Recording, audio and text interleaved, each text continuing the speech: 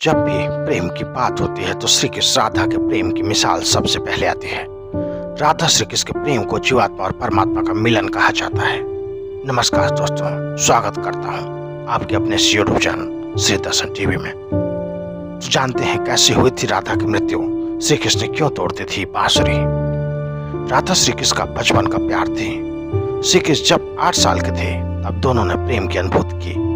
राधा श्री कृष्ण के दैवीय गुणों से परिचित थी। उन्होंने जिंदगी भर अपने मन में प्रेम की स्मृति को बनाए रखा। यही उनके रिश्तों की सबसे बड़ी खूबसूरती है। कहा जाता है कि श्री कृष्ण को केवल 2 ही चीजें सबसे ज्यादा प्रिय थी।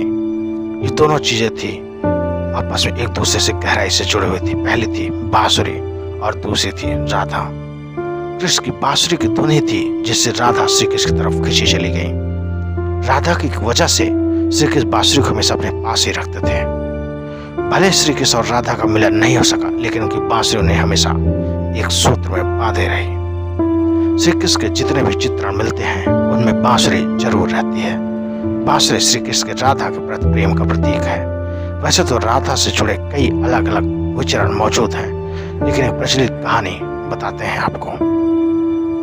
भगवान श्री कृष्ण से राधा पहली बार तब अलग हुई जब मामा कंस ने बलराम और कृष्ण को आमंत्रित किया। वृंदावन के लोग यह खबर सुनकर बहुत दुखी हो गए। मथुरा जाने से पहले श्री कृष्ण राधा से मिले थे। राधा कृष्ण के मन में चल रही गतिविधियों को जानती थी। राधा को अलविदा कह कृष्ण उनसे दूर चले गए। कृष्ण राधा से यह वादा करके गए थे कि वो वापस आएंगे, लेकिन कृष्ण राधा के पास वापस नहीं आए। उनकी शादी भी रुक्मिणी से हो गई। रुक्मिणी ने भी श्री कृष्ण को पाने के लिए बहुत जतन किए थे। श्री कृष्ण से विवाह के लिए वह अपने भाई रुक्मिणी के खिलाफ चली गई थी। राधा की तरह वह भी श्री कृष्ण से प्यार करती थी। रुक्मिणी ने श्री कृष्ण को एक प्रेम पत्र भी भेजा था कि वह आकर उन्हें अपने साथ ले जाए। इसके बाद ही कृष्ण रुक्मिणी के पास गए और उनसे शादी कर ली। कृष्ण के वृंदावन छोड़ने के बाद से ही राधा का वर्णन बहुत कम हो गया। राधा और कृष्ण जब आखिरी बार मिले थे तो राधा ने कृष्ण से कहा था कि भले ही वो उनसे दूर जा रहे हैं, लेकिन मन से कृष्ण हमेशा उनके साथ ही रहेंगे। इसके बाद कृष्ण मथुरा गए और कंस और बाकी राक्षसों को मारने का अपना काम पूरा किया। इसके बाद प्रजा की रक्षा के लिए कृष्ण द्वारका चले गए और द्वारकाधीश के नाम से लोकप्रिय हो गए। जब कृष्ण वृंदावन से निकल गए तब राधा की जिंदगी ने अलग ही मोड़ ले लिया था। राधा की शादी एक यादव से हो गई।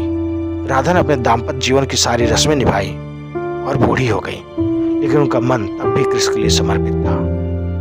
राधा ने पत्नी के तौर पर अपने सारे कर्तव्य पूरे किए।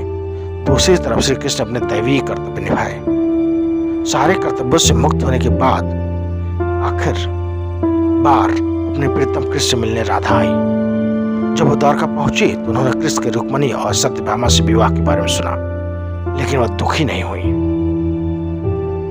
जब कृष्ण ने राधा को देखा तो बहुत प्रसन्न हुए। दोनों संकेतों की भाषा में एक दूसरे से काफी देर तक बात करते रहे। राधा जी को कान्हा की नगरी द्वारका में कोई नहीं पहचानता था।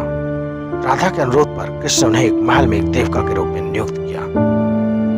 राधा दिन भर महल में रहती और महल से जुड़े कार्य देखती थी, और मौका मिलते ही वह कृष्ण के दर्शन कर लेती थी। लेकिन महल में राधा ने श्री कृष्ण के साथ पहले की तरह का आध्यात्मिक जुड़ाव महसूस नहीं कर पा रही थी। इसलिए राधा ने महल से दूर जाना तय किया।